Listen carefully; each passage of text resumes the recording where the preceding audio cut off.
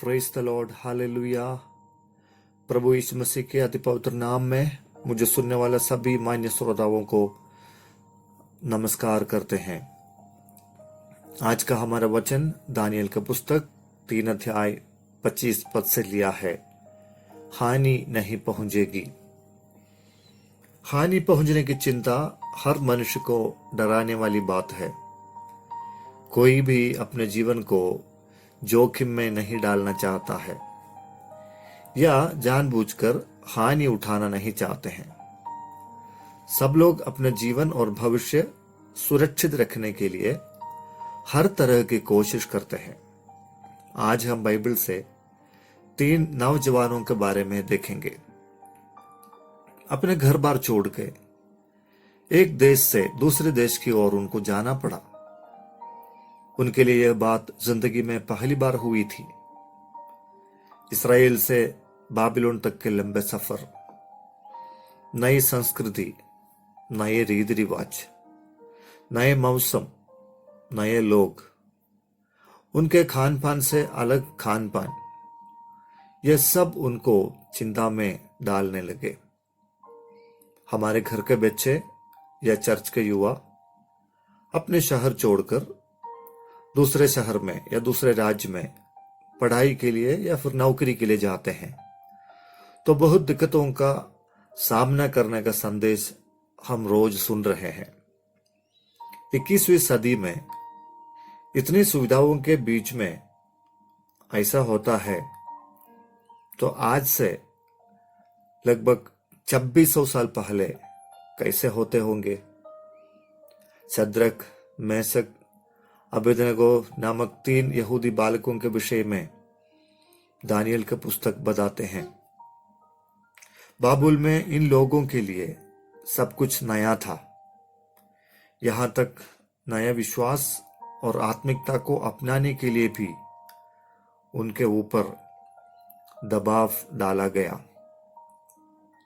गंभीरता का विषय यह है कि उन बालकों ने अपने विश्वास, आस्था और जीवन शैली को, जो उन्होंने परमेश्वर के वचन और आज्ञाओं के अनुसार करते आ रहे थे, उसको बदलना नहीं चाहा।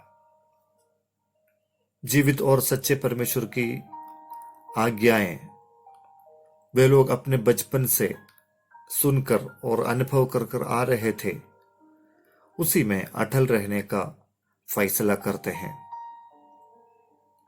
राजा के द्वारा स्थापित किया हुआ 60 हाथ ऊंचा, अर्थात आज के हिसाब में अगर बोले तो 90 फीट ऊंचा सोने की एक मूर्त के सामने बाजा बजाने के समय, संगीत सुनाए जाने पर गिरकर दंडवत करने की आज्ञा सुनाई गई। लेकिन अपने विश्वास में वे लोग दृढ़ रहने के कारण उनको राजा की आज्ञा के अनुसार आग की धधकती हुई भट्टी में डाला गया। आग अपने आप में भस्म करने की सामर्थ्य रखती है और जो कुछ उसके अंदर आएगा सबको वो सत्यानाश कर देगी। आग की ताकत के बारे में आपको मैं याद दिलाना चाहता हूं, जो हाल ही में दुनिया के लोगों ने उसको देखा था। सन 2019 नवंबर महीने में ऑस्ट्रेलिया में लगी जंगली आग यानी कि बुश फायर कितना मातम मचाया। कुछ सप्ताहों के अंदर सूत्रों के मुताबिक 8 लाख से ज्यादा जीवित प्राणियों और पशु पक्षियों को वो आग अपने लपेट में ले लिया। 4.5 करोड़ से अधिक एकड़ जमीन नाश हो गई। वो नजारा कितना भयानक था। साधारण आग की भट्टी से बढ़कर 7 गुना तेज आग की भट्टी में इन बालकों को सब अधिपतियों के, हाकिमों के और गवर्नर जैसे प्रभावशाली लोगों की निगरानी में राजा के सामने डाल दिया। लेकिन आश्चर्य की बात यह है कि भस्म करने वाली आग में उन तीनों के बंधन खुल जाने के बाद वो चलते हुए सबको दिखाई दिए।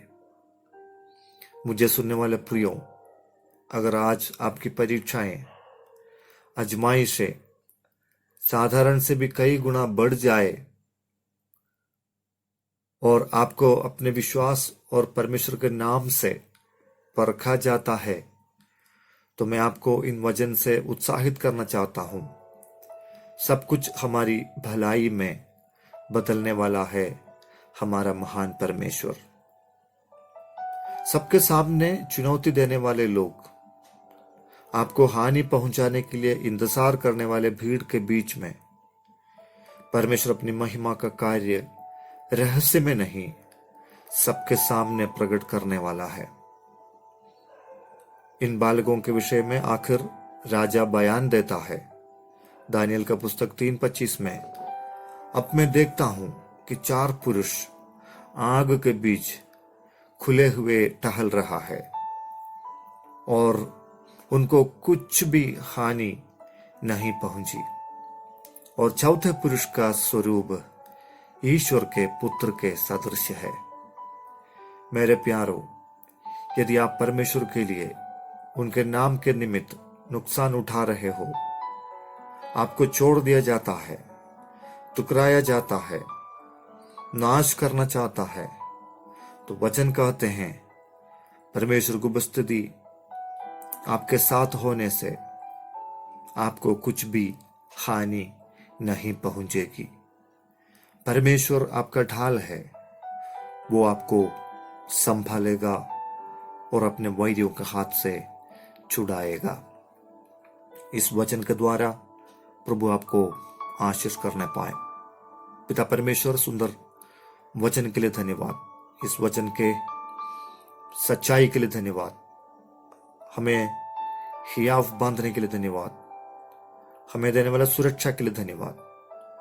आपके हाथों में मुझे सुनने वाला सबको समर्पित करते हैं। उनके जीवन का परिस्थिति क्यों ना हो, प्रभु को छुड़ाने वाला हाथ उनके साथ रहने पाए। उस आग की ज्वाला के बीच में परमेश्वर की महिमा उनके जीवन में प्रकट होने पाए। प्रार्थना सुनने के लिए धन्यवाद। यीशु नासरी के नाम से मांगते हैं, आमीन।